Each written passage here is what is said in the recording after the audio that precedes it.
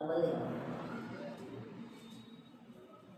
చదివినటువంటి వారికి కొంత అవగాహన ఈ మత్తయి సువార్త మొదటి అధ్యాయం మీద ఉంది.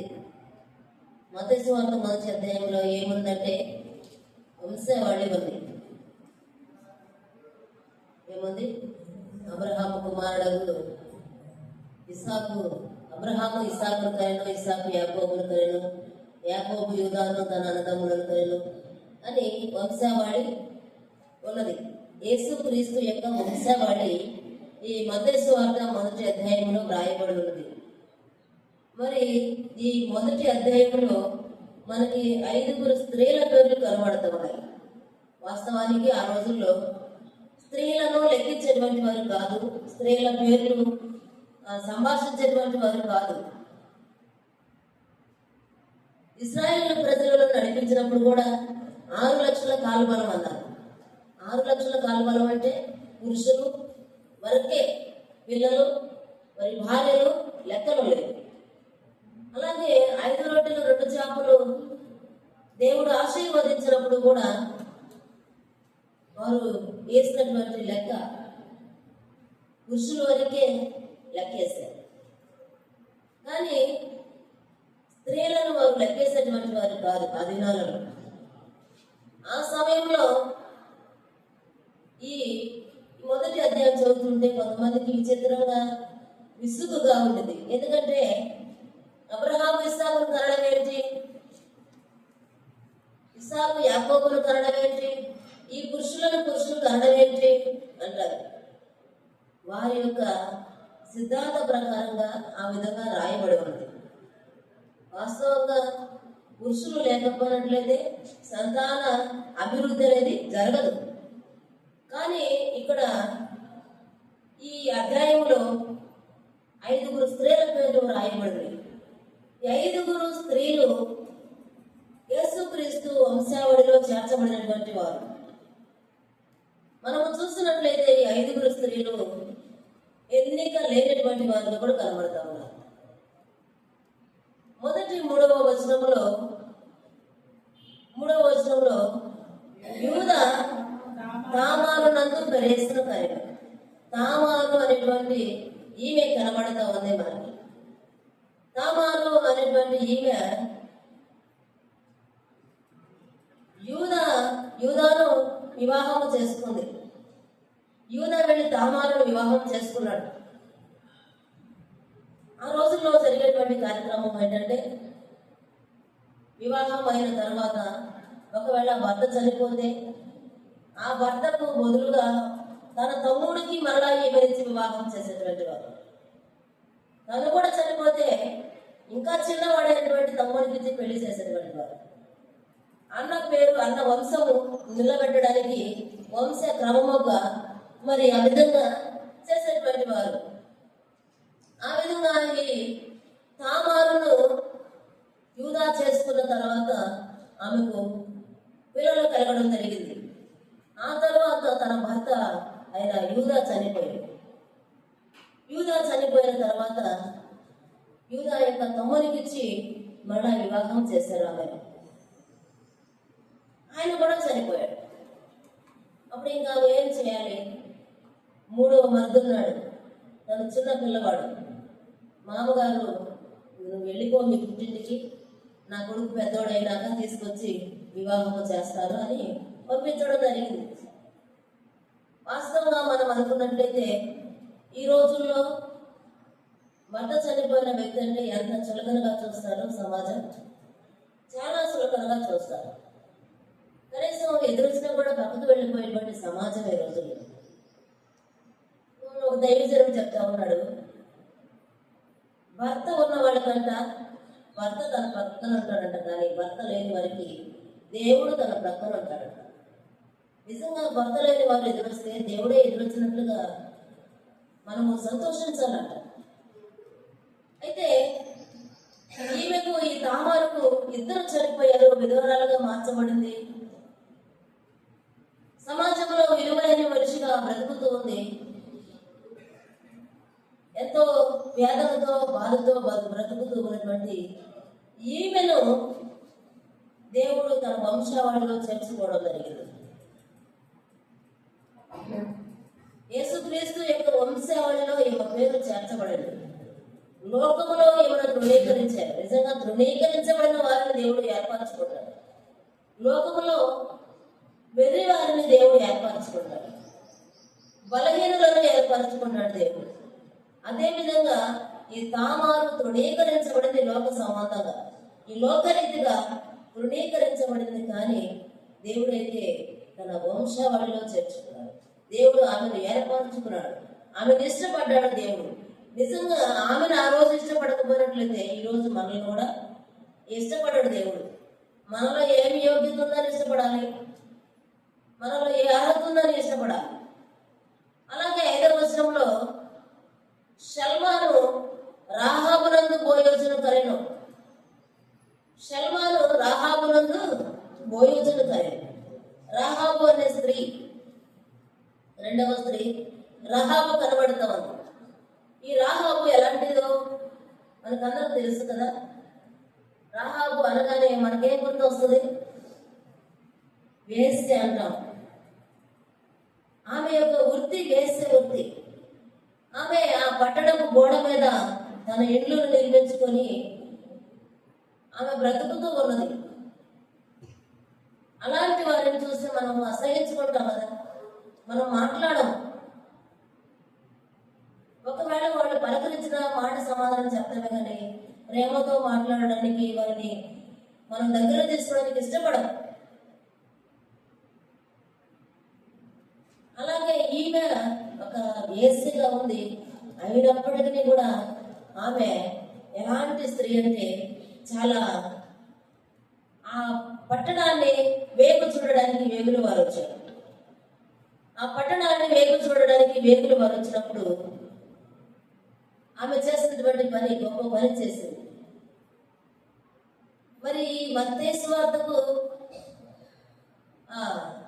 మలాకీ గ్రంథానికి ఎంతకాలం గ్యాప్ ఉంది? మత్తయి సువార్తకి మలాకీ గ్రంథానికి ఈ మధ్య 400 సంవత్సరాల నిశ్శబ్ద కాలమైనది ఉంది. ఆ తరువాత వ్రాయబడి ఉంది. దేవుడు ఈ విషయం ఎప్పుడు వాగ్దానం చేశాడు? యేసుక్రీస్తు పుడతాడు అని, మనిషి కుమారుడని ఎప్పుడు వాగ్దానం చేశాడంటే ఆదికాండము 3వ అధ్యాయం 15వ వచనంలో దేవుడు వాగ్దానం చేశాడు.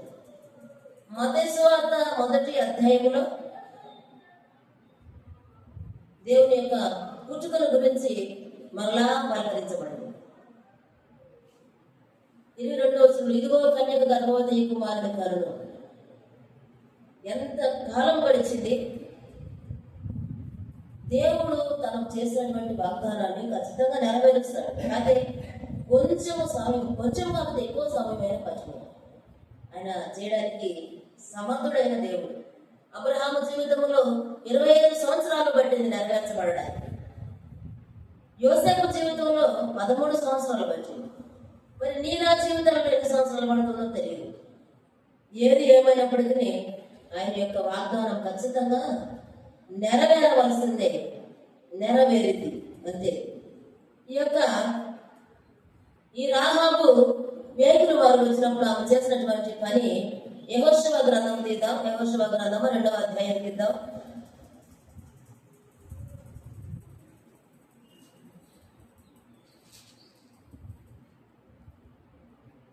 యెహోషువ గ్రంథము 2వ అధ్యాయం 8వ వచనం చూద్దాం.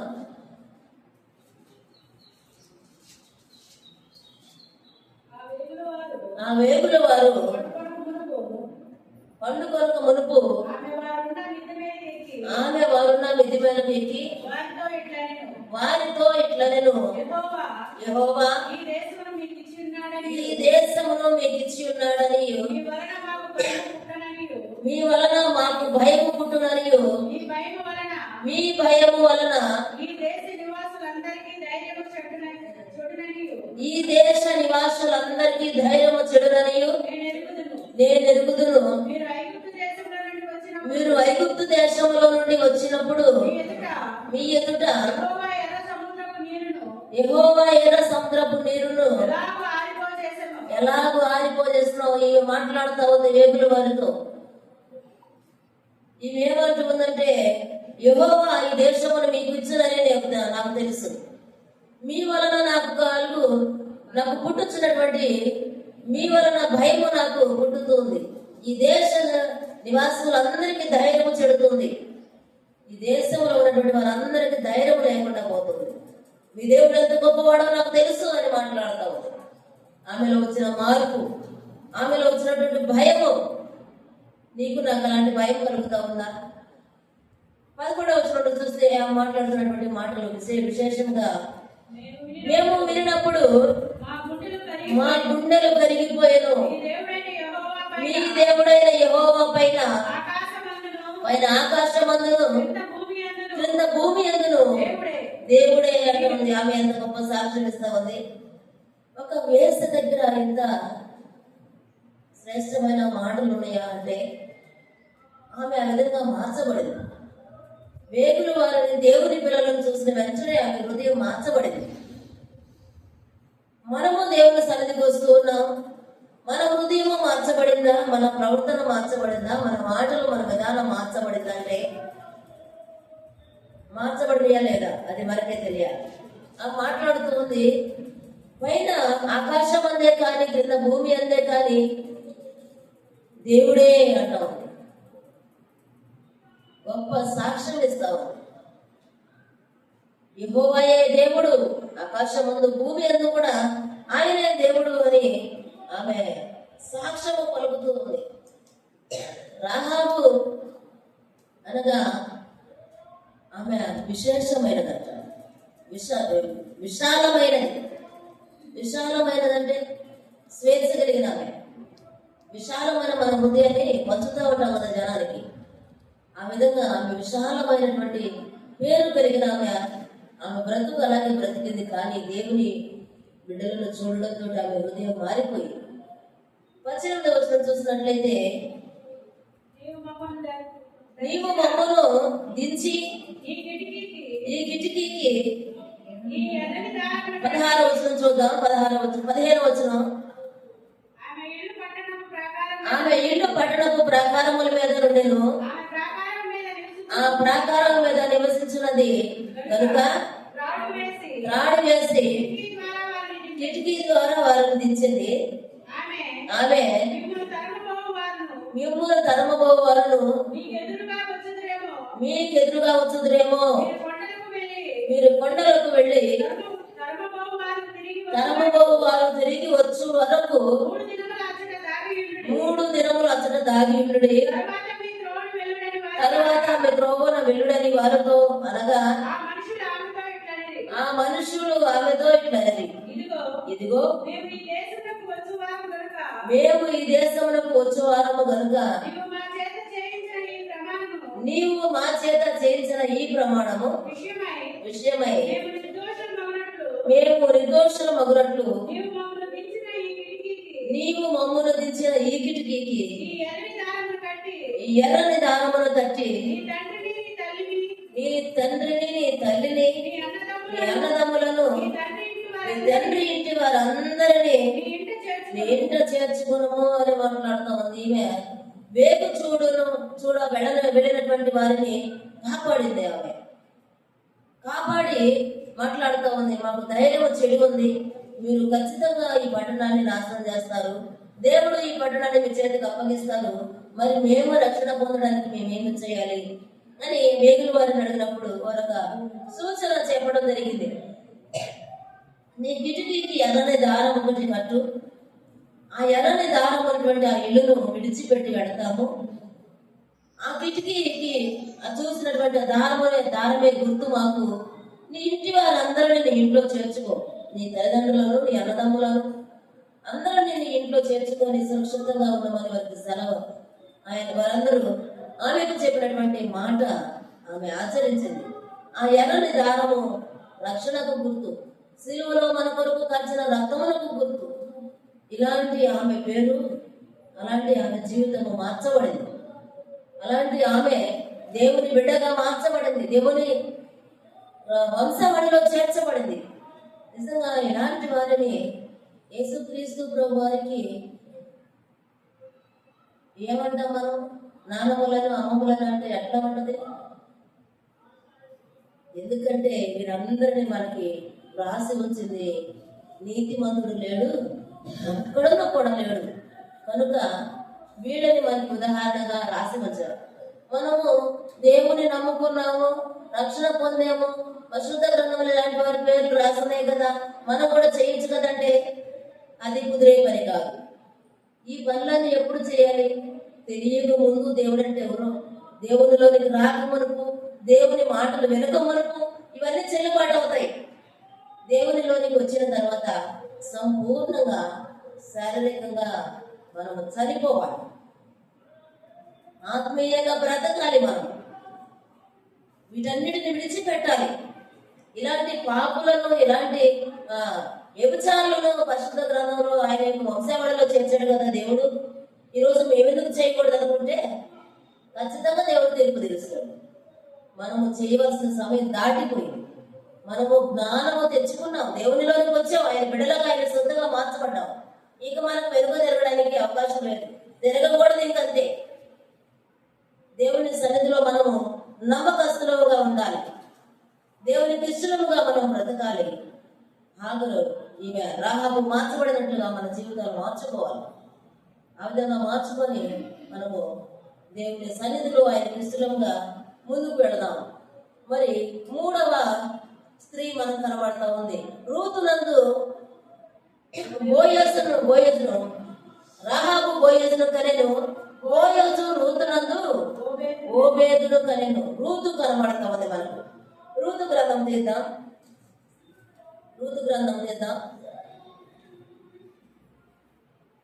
రూతునందు ఓబేదును కనింది, బోయజునందు రూతు.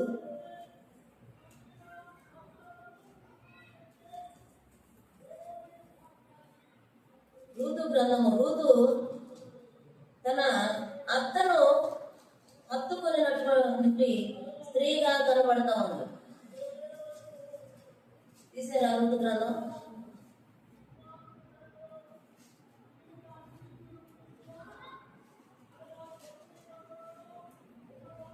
న్యాయాధిపతుల గ్రంథం ప్రకారం రూతు గ్రంథము 1:15 చూద్దాం. ఆమె ఇదిగో నీ తోడికోడలు తన జనుల యొద్దకు తన దేవుని యొద్దకును తిరిగిపోయినదే, నీవును నీ తోడికోడలు వెంబడి వెళ్ళము అనెను. అందుకు రూతు నా వెంబడి రావద్దనియు, నన్ను విడిచిపెట్టుమనియు, నన్ను బ్రతిమాలు కొనవద్దు, నీవు వెళ్ళు చోటకే నేను వచ్చేదను, నీవు నివసించే చోటనే నేను నివసించేదను, నీ జనమే నా జనము, నీ దేవుడే నా దేవుడు, నీవు వృద్ధి పొందే చోటనే నేను వృద్ధి పొందేదను అని మాట్లాడతామని. ఇలాంటి సంబంధము అత్త కోడళ్ళ మధ్య ఈ రోజుల్లో ఉందంటారా? ఈ రూతు అసలు ఎక్కడ రూతు యొక్క ఊరేంటి, రూతు యొక్క పరిస్థితి ఏంటి అని మనము ఆలోచన చేస్తే, మోయాబు దేశపు అన్య స్త్రీ ఈమె. మోయాబు దేశపు అన్య స్త్రీ, దేవుడు అంటే తెలియదు, భయభక్తులు తెలియనటువంటి స్త్రీ ఈమె. అయినప్పటికీ కూడా తన అత్తతో ఎంత ఒడంబడిక, ఎంత కరెక్ట్ అయిపోయింది ఈమె. తన తోటి సహోదరి ఓర్ప వెళ్ళిపోయింది తిరిగి తన బంధువుల దగ్గరికి. ఈమెయితే వెళ్ళడానికి ఇష్టపడటం లేదు. నిజంగా ఈ రోజుల్లో కోడళ్ళు అత్త లేకపోతే బాగుండు, ఈమెందుకు నాకు అర్థం అనేటువంటి వారు చాలా మంది 100కి 99% వాళ్ళే కనబడతా ఉన్నారు. ఎక్కడో ఒకరు అత్తలను ఇష్టపడనటువంటి కోడళ్ళు ఈ రోజుల్లో. ఒకవేళ కొంచెం కలిసిన మనసు ఏంది ఏమిటో నాకు పెద్ద నశ అయిపోయింది అనుకునేవాళ్ళు. కానీ మనం దీవించబడాలంటే, మనం ఆశీర్వదించబడాలంటే మనం ఎలా ఉండాలి? ఆత్మీయులైనటువంటి అత్తలతో బాంధవ్యము బలముగా కట్టబడి ఉండాలి. అత్తను ప్రేమించే వరముగా ఉండాలి, లోబడే వరంగా ఉండాలి. అంతేకాని ఎదురు తిరిగే వరంగానో ఎదురు తిరిగి మాట్లాడే వరంగానో మనం ఉండకూడదు. అది దీవెన కాదు. పెద్దవారికి లోబడడం పరిశుద్ధ గ్రంథము దేవుడు నేర్పించినటువంటి మంచి లక్షణాలు.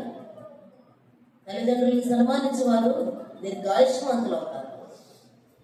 తల్లిదండ్రులను ద్వేషించిన వారికి అంత శిక్ష ఉందో విన్నాం. ప్రభుత్వ మధ్య మరలా విన్నాం. పెద్దవారిని ఇప్పుడు మనం గౌరవించడం మన ధర్మం. అది నిజంగా వీరి యొక్క బంధము ఎలాగుందో చూడు. ఆ మంట ఉంది, నీ వెంబడి నన్ను రావద్దని అనొద్దు. నువ్వు ఎక్కడికి వెళితే నేను అక్కడికే వస్తాను, నువ్వు ఎక్కడ నివసిస్తే నేను అక్కడే నివసిస్తాను. నీ దేవుడే నా దేవుడు, నీ జనమే నా జనము, నీ మృతి పొందు స్థానంలోనే నేను మృతి పొందుతాను అంటాడు. అసలు ఎంత కలిసిపోయింది మనసు వీరిద్దరిని. దావీదు మనసు, యోనాతాను మనసు కలిసిపోయినట్లుగా. అందుకే ఆ భయభక్తులను బట్టే ఆమె యేసుక్రీస్తు ప్రభు యొక్క వంశావళిలో చేర్చబడింది. బోయజునందు రూతు ఓబేదును కనింది. నిజంగా అలాంటి మంచి మనస్సు లోబడినటువంటి స్వభావము మనకు ఉండాలి. నువ్వెంతనే మనసు వాడని ఉండకూడదు, విడిచిపెట్టాలి. మరి 4వ స్త్రీ ఊరియా భార్య. ఊరియా భార్య బెత్షెబా, ఆమె పేరు కూడా రాయబడి ఉన్నది. ఊరియా భార్యను ఆమె ఎవరు భార్యగా మార్చబడింది? దావీదు భార్యగా మార్చబడింది. కానీ దేవుడు పరిశుద్ధాత్ముడు ఊరియా భార్యగానే రాపిస్తా ఉన్నాడు. ఆమె దావీదు మనసు పడి ఆమెను తీసుకొచ్చుకున్న తర్వాత ఊరియాని చంపించారు. యుద్ధములో మోపుగా జరిగే యుద్ధంలో తనని పెట్టారు. ఇలాంటి స్త్రీనా అంటాం మనం. అయితే దావీదు ఊరియా భార్య నుండి ఆమె ఎందుకు దావీదును సొలొమోను కరెను. బెత్షెబా కాకుండా సొలొమోను పుట్టాడు. దావీదు సంతానములో నుండి వచ్చినటువంటి యేసుక్రీస్తు ప్రభువు సొలొమోను కరెను. 4 స్త్రీలు మనకు కనబడతా ఉన్నారు. 5వ స్త్రీ 16వ వచనంలో శ్రేష్టమైన స్త్రీ మనకు కనబడుతూ ఉంది. 16వ వచనం, యాకోబు మరియా భర్త అయిన యోసేపును కనెను. ఆమె యందు క్రీస్తు అనబడిన యేసు పుట్టెను. ఇక్కడ మనకి ఒక శ్రేష్టమైనటువంటి మంచి విలువ కలిగినటువంటి ఒక వ్యక్తి కనబడతా ఉంది. చాలా వీరి విషయంలో నిజంగా మనము ఆలోచన చేస్తే వీరందరూ కూడా తృణీకరించబడిన వారు, లోకంలో ఎన్నిక లేనటువంటి వారు, అసహించుకున్నటువంటి వారు. నిజంగా చూస్తే మనము కూడా అలాంటి వారమే. కనుక ఈ లోకంలో మనల్ని దేవుడు ప్రేమించాడు, దేవుడు మనలను స్వీకరించాడు, తన బిడలగా మార్చుకున్నాడు, తన సొత్తుగా మార్చుకున్నాడు. మనలో కూడా ఏ యోగ్యత లేదు. మరి ఈ రూతు అత్త చెప్పినట్టే వినింది కదా, ఆమె వెంబడి వచ్చింది. అలాగే మరొక పని కూడా చెప్పింది రూతుకి అత్త నయోమి. ఆ పని కూడా ఆమె చేసింది. చదువుదామా? రూతు గ్రంథం తీద్దామా? రూతు గ్రంథము 2వ అధ్యాయము 10వ వచనం నుండి చదువుదాం. 10 నుండి 12 వరకు చదువుదాం. అందుకు ఆమె సాగిలపడి తల వంచుకొని ఏమి తెలిసి పరదేశనైనా నా యందు లక్ష్యం ఉంచినట్లు నీకు కటాక్షం కలిగెను అని చెప్పగా, బోయోజు నీ పెనిమిటి మరణమైన తరువాత నీవు నీ అత్తకు చేసినదంతయు వినబడెను. నీవు నీ తల్లిదండ్రులను నీ జన్మభూమిని విడిచి ఇంతకు ముందు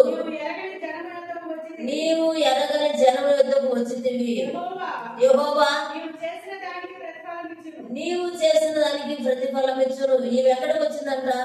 తల్లిదండ్రులను విడిచింది, జన్మస్థలాన్ని విడిచింది, అందరిని విడిచి ఎరుగని ప్రదేశానికి వచ్చింది. వచ్చినటువంటి ఈమె తన అత్తకు కనెక్ట్ అయిపోయింది. ఇశ్రాయేలుల దేవుడైన యెహోవా రేఖల క్రింద సురక్షితంగా ఉన్నట్లు నీవు వచ్చింది. ఎక్కడ సురక్షితంగా మనం ఉంటాం? యెహోవా యొక్క రెక్కల కింద మనం సురక్షితంగా ఉంటాం.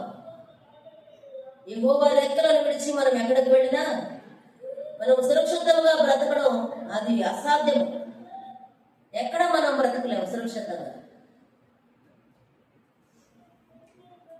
ఎంతమందిని దేవుడు తన వంశాలలో చేర్చాడంటే వీరందరిని మనం జ్ఞాపకం ఉంచుకుందాం. అలాగే వీరందరూ అసహించబడినటువంటి స్త్రీలు, త్రోసివేయబడిన స్త్రీలు లోకంలో మనము కూడా పాపములో అంధకారంలో నశించిపోతున్నటువంటి మనలను దేవుడు చూసి మనకును దేవునికి మధ్య ఉన్నటువంటి అడ్డు తొలగించబడాలంటే మన చెయ్యి దేవునికి అందాలంటే ఎట్లా అందింది? మనమేమో చిన్న మనుషులము, పాపాత్ములము, పాపముతో నిండిపోయిన వారము. దేవుడు గొప్ప దేవుడు.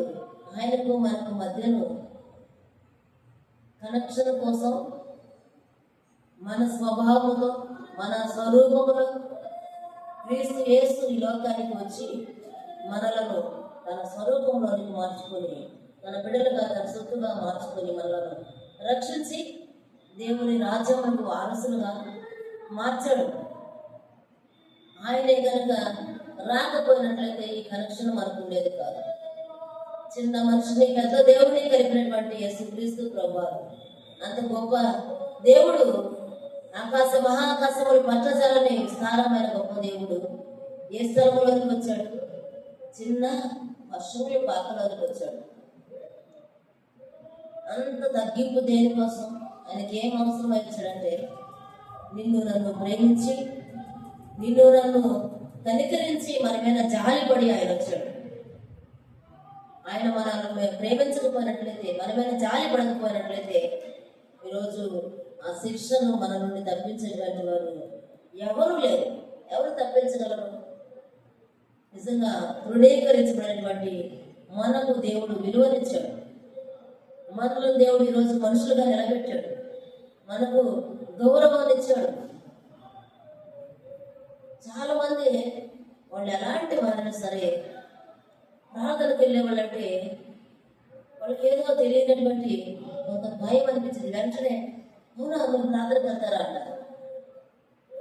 ఎందుకంటే అది దేవుడు మనకిచ్చిన గొప్పతనం. దేవుడే ఇచ్చాడు. మనలో ఏ యోగ్యత లేదు, మనలో ఏ అర్హత లేదు. కానీ దేవుడు మనలను ప్రేమించి మనకు రక్షణ భాగ్యాన్నిచ్చి తన బిడ్డలుగా మార్చుకోవడం కొరకై చిన్న బాలుడిగా ఈ లోకానికి వచ్చాడు. క్రిస్మస్ దినాల్లో మనం ఉన్నాం, క్రిస్మస్ జరుపుకుంటున్నాం. ఇంకా ఇదలా ఇంకొక వారం మాత్రమే ఉంది. ఇంకా 2 రోజుల్లో క్రిస్మస్ రాబోతూ ఉంది. క్రిస్మస్ అని ఎదురు చూస్తూ ఉన్నాం. మనము నిజంగా ఎలాంటి స్త్రీలుగా మనం ఉన్నామా? దేవునికి ఇష్టమైన స్త్రీలుగా మనం ఉన్నామా? దేవునికి ప్రీతికరమైన వారంగా మనం ఉన్నామా అనేది మనం ఆలోచన చేసుకున్నాం. మనము ఆ విధంగా దేవుని యొక్క రాజ్యానికి వారసులుగా మార్చబడదాం. దేవుని ఇష్టలుగా మనం మార్చబడదాం. ఇదే విధంగా మరియ విషయంలో ప్రత్యేకంగా దేవుని వాక్యం మాట్లాడుతూ ఉంది. యాకోబు మరియ భర్త అయిన యోసేపును కరెను. మరియ భర్త అయిన యోసేపును కరెను. ఇక్కడ ప్రత్యేకంగా రాయబడింది. మరియ భర్తగా యోసేపు రాయబడ్డాడు. యేసుక్రీస్తు తండ్రిగా వ్రాయబడలేదు. ఇక్కడ అందరూ మనం చదువుతూ వస్తే ఒక్కొక్కరు పేర్లు ఆశ మెతూషాలను కరెను, యోషపాతు యెహోరామును కరెను, యెహోరాము ఉజ్జాను కరెను, ఇవన్నీ ఉన్నాయి. కానీ ఇక్కడ మాత్రం మరియ భర్త అయిన యోసేపును కరెను. మరియ యోసేపు నందు యేసుక్రీస్తును కనిన లేదు. విశేషమైన మాటలను మనం గమనించాలి. చదువుకుంటూ వెళుతున్నాం, చదివేస్తే కంప్లీట్ అయిపోతుంది, కానీ విశేషమైన మాటలను మనం గమనించాలి. ఆ విధంగా మనం గమనించి దేవుని సన్నిధిలో ఆత్మీయంగా ఇంకా మనం బలపడదాం. దేవుని మహాకృపను బట్టి దేవుడు మనందరినీ ఆయన సొత్తుగా ఆయన వారసులుగా మార్చుకున్నదిగా దేవునికి స్తోత్రం. హల్లెలూయా. ఈ కొద్ది మాటలు దేవుడు మన వెలుగులో దీవించినగా ప్రార్థన చేసుకుందాం. మొకరిద్దాం, ప్రార్థన చేసుకుందాం. తలలో వచ్చి మొకరిద్దాం. స్తోత్రం తండ్రి, స్తోత్రం ప్రభా. మమ్మల్ని మిక్కులుగా ప్రేమించిన దేవా మీకు వందనాలు, స్తోత్రాలు చెల్లిస్తూ ఉన్నాం. ఇదిగో మా తండ్రి, మా ప్రభా, ఈ 2025వ సంవత్సరం ఆఖరి మాసంలో మా తండ్రి నైనా మేము జీవిస్తున్నాం దేవా, మీకు స్తోత్రాలు. ఈ 51వ ఆదివారాన్ని కూడా చూడడానికి మీరు కృప చూపారు. పరిశుద్ధుల సహవాసాన్ని మీరు మాకు ఇచ్చారు తండ్రి, మీకు స్తోత్రాలు నాయన. ప్రత్యేకంగానైనా అయా క్రీస్తు యేసు వంశావళిలో చేర్చబడినటువంటి స్త్రీలను మేము ఈ దినం జ్ఞాపకం చేసుకున్నాం. మా తండ్రి మీకు స్తోత్రాలు ప్రభా. మా ప్రభా, విలువలేని వారమైన మమ్మలను, రుణీకరించబడిన వారమైన మమ్మలను మీరు ఎన్నుకున్నారు, ఏర్పరచుకున్నారు దేవా, స్తోత్రాలు. విలువనిచ్చినందుకే స్తోత్రాలు నాయన. సమాజంలో గౌరవ ఘనతలు మా నాయన మిమ్మలను బట్టి మాకు వచ్చినాయి ప్రభా, మీకు స్తోత్రాలు తండ్రి. వందనాలు. మీకు నమ్మకంగా జీవిస్తూ మీరు అక్కడ వరకు మీ సన్నిధిలో నడిచే కృపణ ధన్యతలు మీరు మాకు దయచేసి నడిపించి సహాయం చేయమని యేసుక్రీస్తు వారి శ్రేష్టమైన నామములో ప్రార్థించి స్తుతించి అడిగి పొందిన నామ తండ్రి, ఆమేన్.